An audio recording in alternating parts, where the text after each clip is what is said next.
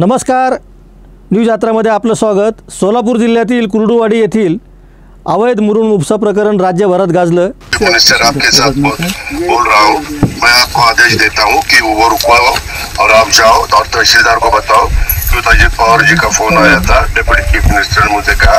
या प्रकरणामध्ये राज्याचे उपमुख्यमंत्री अजित पवार या अडचणीत सापडले अशा बातम्या 2-3 दिवस सलग चालल्या। त्यानंतर अजित पवार आजारी पडले।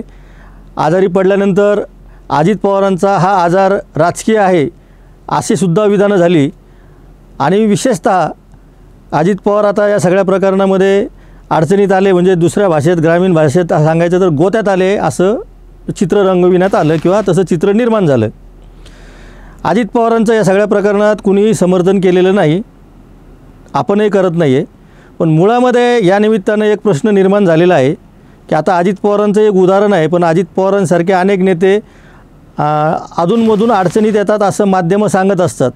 प्रत्यक्षामध्ये त्यांची काय अडचण झालेली आहे हे कधीच कळत नाही, कारण त्यांचं राजकारण तसं सुरू असतं।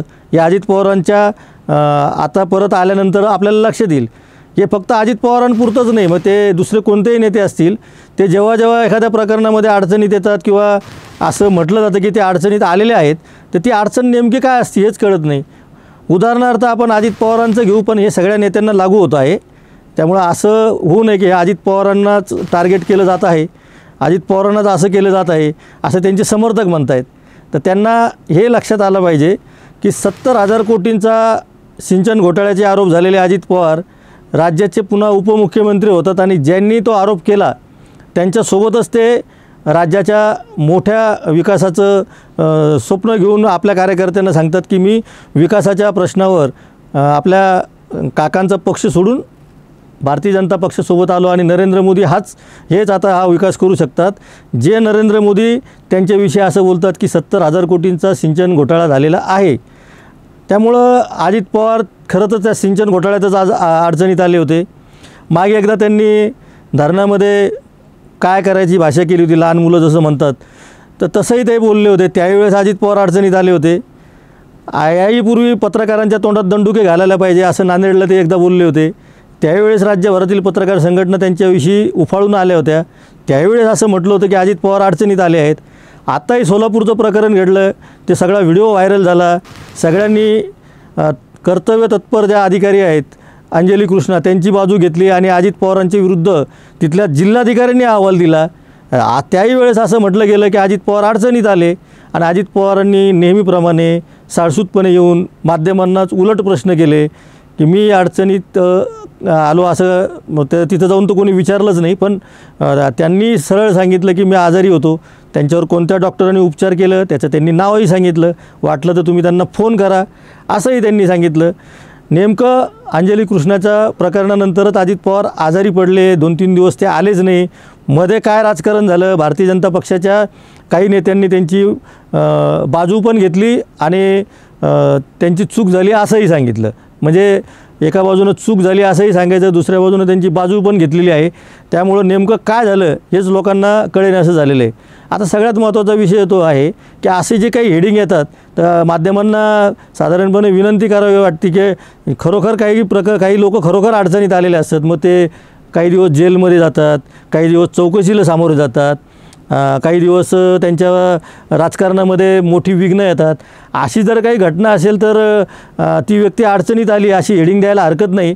पण अशा प्रकरणामध्ये खरोखर अडचणीत नसलेला माणूस अडचणीत आहे असं सांगून कुठंतरी त्या माणसालाच मदत केली जाते का हा सुद्धा विचार करण्याची वेळ आलेली आहे। आता अजित पवारांच्या एकूण सगळ्या घटनाक्रमामुळे आपल्याला लक्षात येत असेल। उगीचच अडचणीत आले म्हणायचं आणि त्यांची सगळी जी कामं आहे ती व्यवस्थित चालू असतात, त्यामध्ये काडीचाही काही फरक पडलेला नसतो। त्यामुळं जिथं अडचण असेल तिथंच अडचण दाखवा आणि आपली अडचण करून घेऊ नका असं मला तरी वाटायला लागलेलं आहे। आत्ता अजित पवार यांच्या बाबतीत जे नेमकं घडलेलं आहे त्यामध्ये काय घडायला नको पाहिजे होतं। एक तर तो फोन झाला आणि त्या फोननंतर ते आजारी पडले, तर आजारी माणूस कधीही पडू शकतो। पण या निमित्ताने एक प्रश्न आहे की सार्वजनिक जीवनामध्ये विशेषतः सरकारमध्ये एक मोठा घटक असलेल्या पक्षाचे सर्वोच्च नेते असलेले अजित पवार हे आजारी पडतात आणि नंतर मग ते गूढ असतं की अजित पवार आजारी आहेत, पण त्यांनी आत्ता येऊन सांगितलं की माझे डॉक्टर कोण होते त्यांना विचारा वगैरे। तर या पुढच्या काळामध्ये दुसरे एक उपमुख्यमंत्री आहेत एकनाथ शिंदे ते पण अधूनमधून असेच दरेगावला जातात आणि तिथं गेल्यानंतर कळतं की अचानक दरेगावला निघून गेलेले आहेत. तर हे जे 2 उपमुख्यमंत्री आहेत तर यांना भारतीय जनता पक्षांनी काहीतरी सांगायला पाहिजे की बाबा तुम्ही आता उपमुख्यमंत्री आहात, म्हणजे तुम्ही मुख्यमंत्री तांत्रिकदृष्ट्या होऊ शकत नाही, कारण मागच्या काळात एकाला केलेलं आहे, आता होऊ शकत नाही म्हणून देवेंद्र फडणवीस आहे, म्हणून तुम्ही उपमुख्यमंत्री आहात. जे संविधानिक पद आहे पण ते जबाबदार आहे आणि तिथं तुम्ही कुठं जाता, काय करता, आजारी पडल्यानंतर तुमच्या पक्षाच्या नेत्यांनी क्लिअर कट पहिल्या दिवसापासून हे सांगायला पाहिजे की अजित पवार अमुक दिवस आहे, डॉक्टरांनी त्यांना असं विश्रांतीचा सल्ला दिलेला आहे आणि ते विश्रांती झाल्यानंतर परत सार्वजनिक जीवनात येणार आहे असं जर आधीच सांगितलं तर मग या अडचणीत वगैरेचे जे काही खेळ चालतात ते चालणार नाही आणि पुन्हा तुम्ही माध्यमावर पुन्हा येऊन असं सांगणार नाही, तुम्हालाही विचारावं लागणार नाही की तुम्ही अशा बातम्या कशाला देता म्हणून. कारण अजित पवार वारंवार असं विचारतात, प्रश्न विचारताना ते पत्रकारांना बऱ्याच वेळेस एक मिनिट म्हणून ते काय प्रश्नच विचारू देत नाहीत.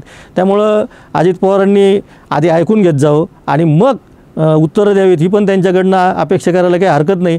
आजारपणानंतरच्या काळामध्ये तरी अजित पवार अडचणीत नव्हते हे सिद्ध झालेलं आहे. आता पत्रकारांना प्रश्न न विचारता म्हणजे विचारू देण्याची परवानगी देऊन त्यांनी त्यांची पण अडचण करू नये एवढीच अपेक्षा बाळगतो आणि थांबतो. आपण पाहत राहा न्यूज यात्रा, कारण हे आहे आपलं चॅनल.